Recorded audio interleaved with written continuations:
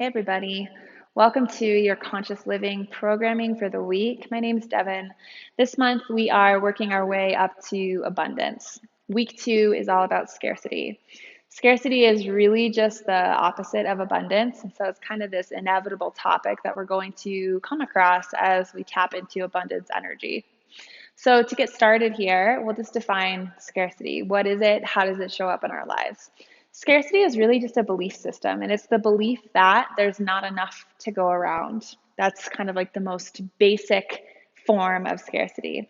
We'll see that with money, we'll see it with relationship, with careers, with opportunities. It can show up in so many different ways, but to understand it more deeply, we can look at this in terms of money because we all have this maybe even every single day. So scarcity with money, really from the most basic level, it's like someone else getting more money means less money for you. Okay.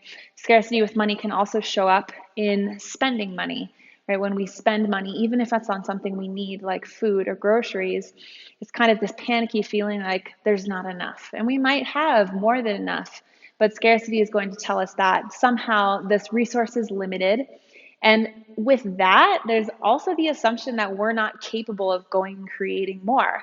And that's the other side of scarcity that's really important to recognize is that scarcity doesn't consider our own individual abilities to go out and create, right? So we can create a life that we desire. We can go out and make anything that we want happen unless we're in a scarcity mentality, because the scarcity mentality is going to tell us that not only are there not enough resources out there, there's also a limited ability for us to go out and do whatever we want and desire. Okay, so it's kind of like a worthiness conversation.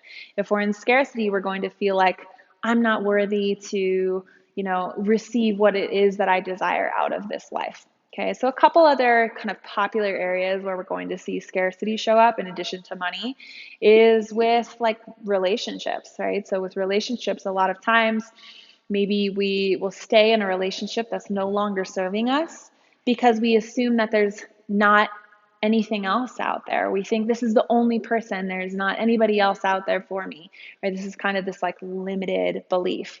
How else? It shows up in terms of career and work, right? We think that we have to stay in a position, we have to stay within a certain kind of salary window because there isn't another opportunity out there. And these things just are stories that our mind creates basically to keep us small. When we start moving out of scarcity, okay, all we really have to do is just recognize the infinite potential of the universe, right? The infinite potential of creating whatever it is that we desire, whether that's money, relationship, love, career, purpose, you name it. Okay, moving out of scarcity is basically the same thing as recognizing that anything is possible.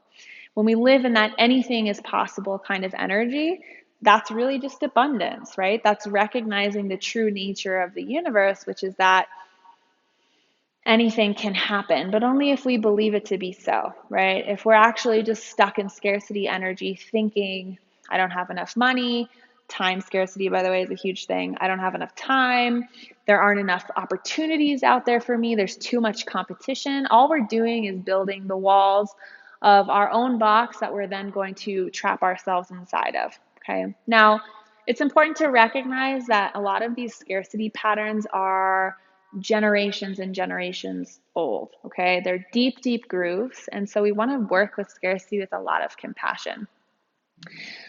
Writing new stories takes time, okay? And it takes a lot of patience.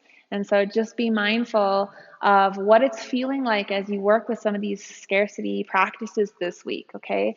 It can be scary. We've used a lot of these scarcity techniques to feel safe, right? Kind of like if I don't take the leap, right? If I spend this money without feeling guilty about it, then I won't be safe. Okay, so these things they keep us safe and secure. So just be mindful that it can be scary to work with scarcity. So we take it in little baby steps. Take it in baby steps and start tapping into that fundamental idea that the universe is infinite, that you can create whatever it is you want, and just try it on. See how that feels as opposed to kind of staying in that limited frame of mind. Okay, I hope that's resonating with you. It's always so nice just to know that we're connecting over these powerful ideas and practices. As always, if you have any questions or comments, if you'd like extra support, just reach out to me or Alyssa or anyone else on our Ohana team, and I will see you next time.